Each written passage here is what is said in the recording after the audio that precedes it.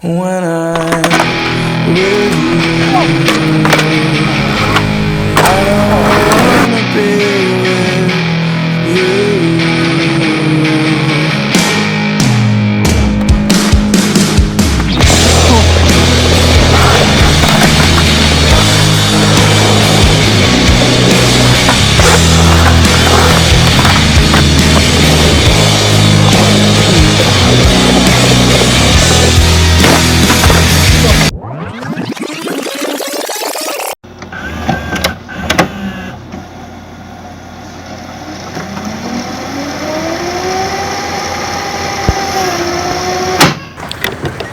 When I was 5, my dad had a skateboard, one of his boards that he used to skate as a kid, one of those old fishtail boards, and I learned to skate in the garage, just rolling around.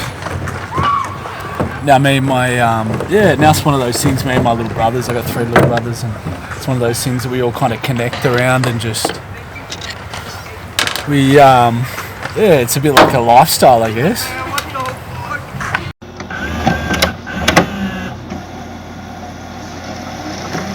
So I was born in a Christian family. Growing up, mum and dad were pastors, so it was pretty standard to watch them preach every Sunday. And I think at that time I felt like I had a pretty good grasp of what Christianity looked like, who God was, and what that whole kind of dance was like. I thought at that point in time that my part of that, dance was to be perfect and to do everything right, and that if I did that well, that he'd be happy with me, and he'd bless me, and I'd go to heaven, and everything would be sweet. So that was pretty much my introduction to kind of God and Christianity and church. And then what I do remember is that at 12 I decided that it wasn't quite working out for me. I remember getting bullied at school, and some different things were happening at the time, and I thought, this isn't kind of how it's meant to work. If I've done my part, God, where are you? So I remember having a chat with God and saying, I'm going to go do my thing. So that was at that time. I was just about to go to year 7, new school. I could make a new identity in the world and kind of start my new life. I always planned to come back to God. I said to him, I think I wanted the best of both worlds, like Hannah Montana or something. And I planned to come back to him, but it was a long, rocky road from the age of 12, when I guess that was the beginning of my intentional kind of rebellion. And I don't really do things in halves, so I kind of wanted to go all out. And it started with drinking at the age of 12. I used to drink on the way to school, and I think at that point in time I realised that I didn't really want to connect with my emotions, and I found something in drinking, and that I could get away from my feelings and all the stuff that had happened to me. And it kind of wasn't until later in life, when I was about 24, sitting in a rehab in Perth, in the strictest, it was like known for being the strictest rehab in Australia, that it occurred to me that growing up as a child, that I guess I'd been sexually abused, and in hindsight, it's not linear, but in hindsight, that was I think part of what led to me drinking so heavily, and kind of letting addiction take such a part of my life. So I guess that was the beginning. The path was windy and wild, and and it kind of started with drinking, and at that point in time I thought I could manage it, and I thought I could keep it at bay and still kind of come back, you know, unscarred. And drinking then, you know, eventually wasn't enough, and then I tried, you know, smoking weed with the boys at about 14, and then I became a full-blown kind of pothead, you know, which led to different things. And then speed when we're in year, like when I got to college, and that was like a real step for me, like into hard drugs.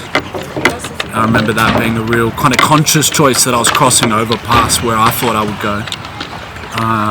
And it just goes to show, I think, that, you know, that we're not in control, and that,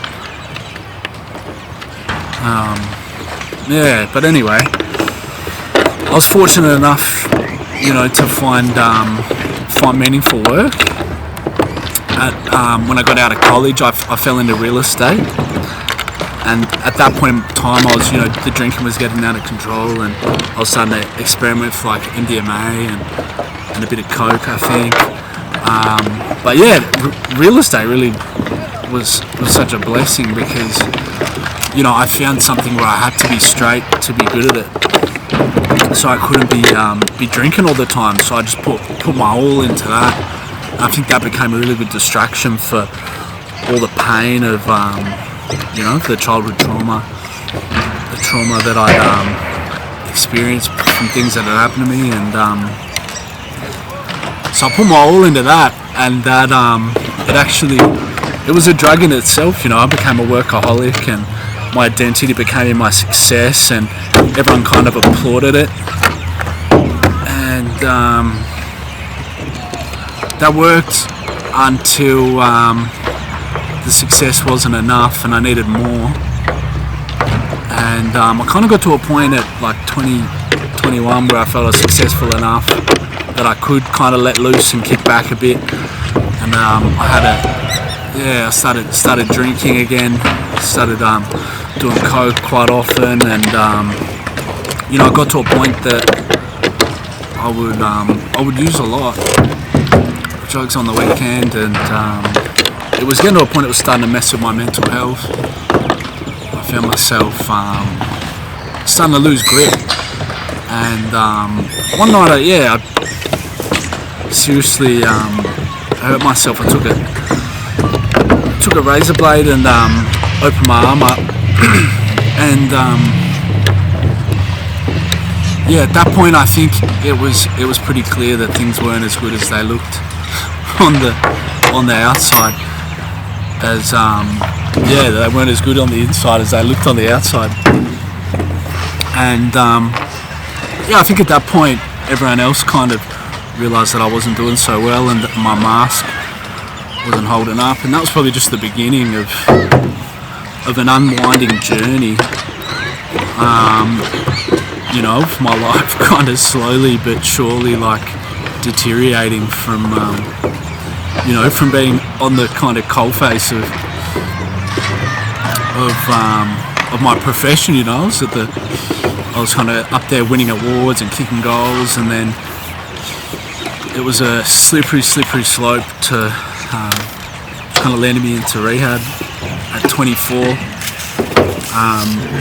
You know, I decided that I couldn't keep going on. My boss had given me some time off, and to kind of deal with what, you know, this mental health stuff that was going on. And I came to a point, you know, I was drinking like a case of beer a day, and I realised when, you know, he said it was time to come back to work that I couldn't stop, and I didn't want to stop. And my dad had sent me this video to an Australian story, like an ABC story about a guy who changed his life, and he was saving all these other kind of drug addicts and stuff. And so I went over to this rehab in Perth. I watched this video, and the next day I called the guy, and he said, get on a plane, be on a plane in 2 days or don't bother coming. So I went, and you know, told my boss I quit, and I flew to the other side of the country. And at that point, I think I was running away, to be honest, from a lot of my problems. I didn't know how to tell people how bad things have got, and I had a court date coming up for some, car-related stuff. Got in a police chase, and then some different things, and that's right. I was going to lose my license, and I don't think I was quite ready. Would have lost my job, and it felt like a heroic way to run away, I guess. But also the thought of hope, watching this guy's story was really exciting, and it felt like hope when I watched that movie. And so I went there, and I did 8 months of rehab, and I was there. It was in my 7th month. I was chatting to this guy, and at this point I had no memories, to be honest, of being abused as a child. And I'm chatting to this old man, this lovely old man named Peter. He's about 80 or something, and he put his hand on my hand while we're chatting. We're chatting about Jesus and how awesome Jesus is, and how Jesus has made him like a child, and because God says that we should be receive the gospel like a child. And I think that means we should ask questions and accept it, accept it with faith, believing. Kids are very, faithful, they'll believe in anything, and, they ask lots of questions. I think we're talking about that. Anyways, this guy puts his hand on my hand, and I just felt rage come up in me, and just tear right through me, and I wanted to hurt this guy, which didn't make sense to me. And I just said to him, mate, please excuse me, I just got to go to the bathroom, I'll be back in a minute. And as I went to my room, I just started getting all these flashbacks of, my grandfather, abusing me, and and I remember it being so confusing, and just thinking, what is that? And the rage just coming up through me, and I just felt hate and confusion. That was the beginning for me, I think, of realising and making sense of all that I'd lived through, So I told my counsellor at the time, and he thought I was making it up. He said, nah, that wouldn't happen, and kind of helped me to push it down. And because my family was all over here, I didn't have enough connection, I guess, with my mum or my dad, to talk about it with them. I felt like such a bad guy for even thinking that he would do that, to be pointing the finger at him. But a month later, I felt that it was time for me to leave that rehab, and I packed up my bags and I left. I skateboarded out of there, funnily enough.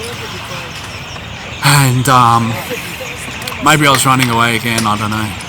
But I really did feel like my time there was up, and that God had done a lot of work there, and that it was time to face the next stage. So I left, and I got on a plane, and I left, and I came back home. And I think the question was still there of, did this happen, and was I really sexually abused? And I shoved it down, and I just wanted to get back to life. I think I wanted to see all my friends. 8 months was a long time, no contact with anyone other than my family. And I was just getting back.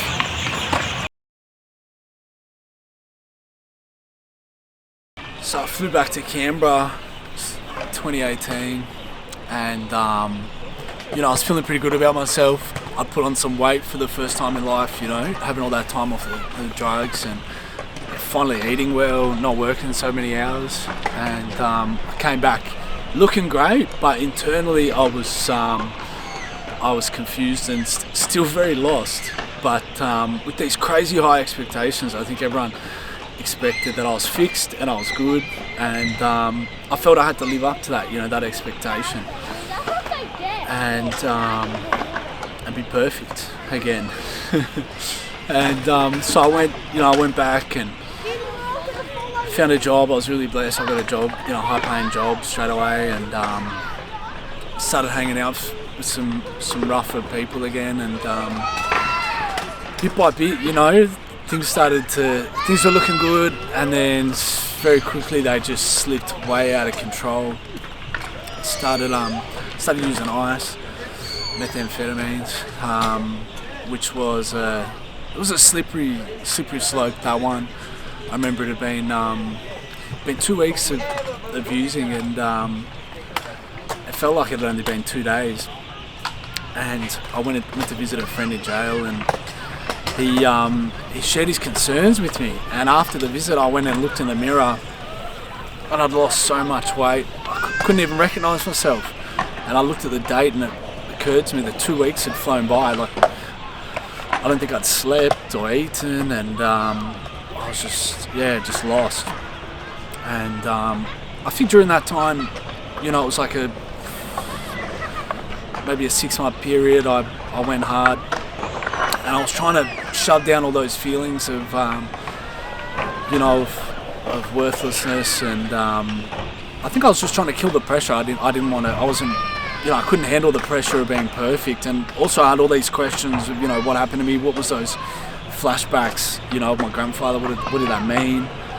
And I wasn't ready to face him, man, to be honest. So, ended up in another rehab. Did a month there. Wigged out a bit because I was on all these kind of meds, and they spun me out. So I left there, knowing I wasn't ready, and I wasn't right. Anyway, it's a bit of a topsy-turvy story, but probably like 12 months later, or maybe 6 months later at this point, I was at, I was still in, really in the pits. At this point, I was installing gutter guards. I was up on roofs drilling, these gutter guards into people's gutters every day, just to pay for my drug habit, to be honest. Some days I'd hop up there, I hadn't slept. I was just getting up there to drill so I could, buy more drugs at night and just keep running from my feelings. And,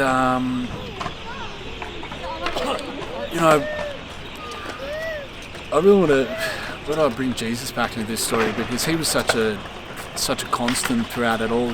Throughout all these times in my life, he was there with me, and I would often call to him for help and for peace in all these times, and he was there for me. He never gave up. The amount of people that came and shared stories of hope or encouraged me, or would give me a word of encouragement from God throughout my life, kept me going. So it was a journey, and at this point in time, really, this was like a pretty life-turning point for me. I had done a favour for someone, and they'd give me all these all these drugs, and anyway, I had this night, I remember I was in a really dark place, and at that point I'd stopped caring, and I was willing to cross a line that I never wanted to cross before, because I just didn't care. I just didn't care for my life, and I had injected a shot of heroin, and I actually died that night. To be honest, I don't remember it, but essentially I woke up the next day in hospital, and my mum was there looking over me, and I'm like, what's going on? And it turns out I'd had a shot and I died. And I think at that point, you would think that would be the life-changing point, but it wasn't. At that point, I kind of still didn't care. But the next day, I ended up getting on more drugs, and I was lying in bed that night and I'm chatting to God, and it was Jesus specifically, and he showed me this story. He showed me this story of a boy who was born in this Christian family, and all these things happened to him, and people that he trusted abused his trust and hurt him, and that he meant well, but he ended up going off the track and off the rails, and this kid was lost, and he led it up to the point that I was in my life,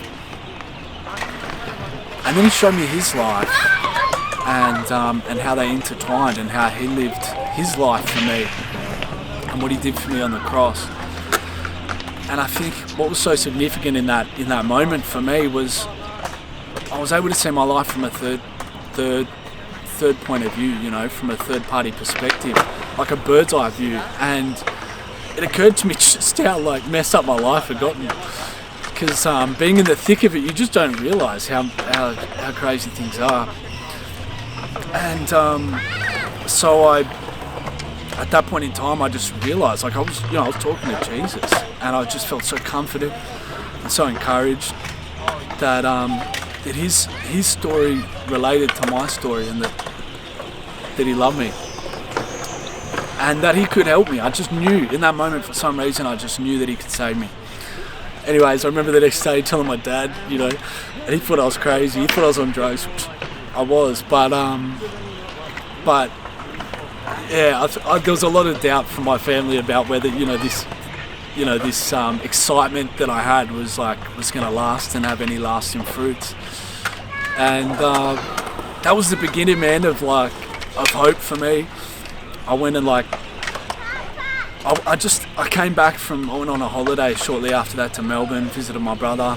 And when I came back just with a new headspace, a new mentality towards life. I had hope again, and change began in that moment, And I didn't ask for that. I didn't ask for that moment.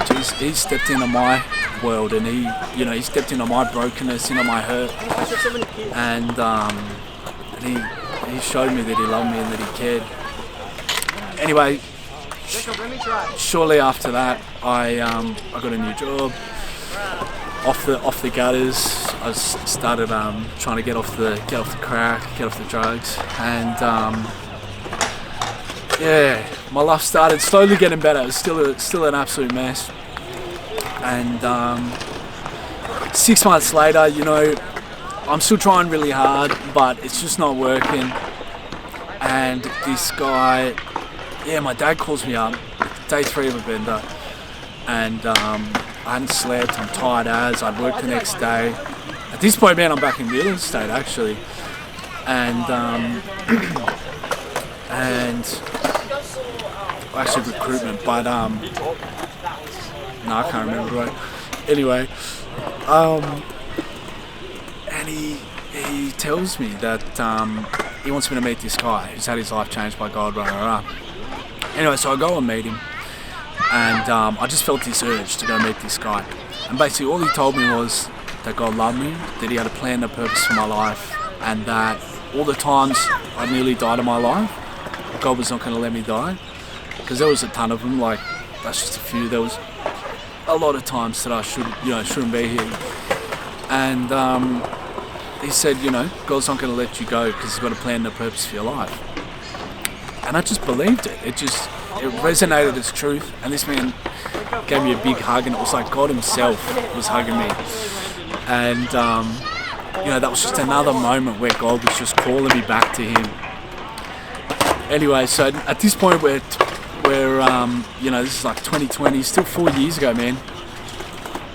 And from then on, I just started to dig into God. I actually went home and I cracked open my Bible that night. And I stayed up all night reading it. At that point, I should have been coming down, but I stayed up all night reading the Word. And till the next day, man, I saw visions and all these crazy things happen, and God just really rocked up. And I decided at that point in my life, God, if you are real, then I will test you. I will read your Word. If I read this thing and if I follow what it says, then my life should change. This was at about 4 years ago, and man, the things that he has done in my life since then are just crazy. I cannot believe that I'm sitting right here before you today telling you this story. But man, he healed my broken heart. He redeemed all of my pain. He's taken it away. There's still a little bit of pain in there, but he's healing it bit by bit. He heals in layers. Amen. But I'm a redeemed man, and I'm set free in the name of Jesus. Amen. Nice, bro.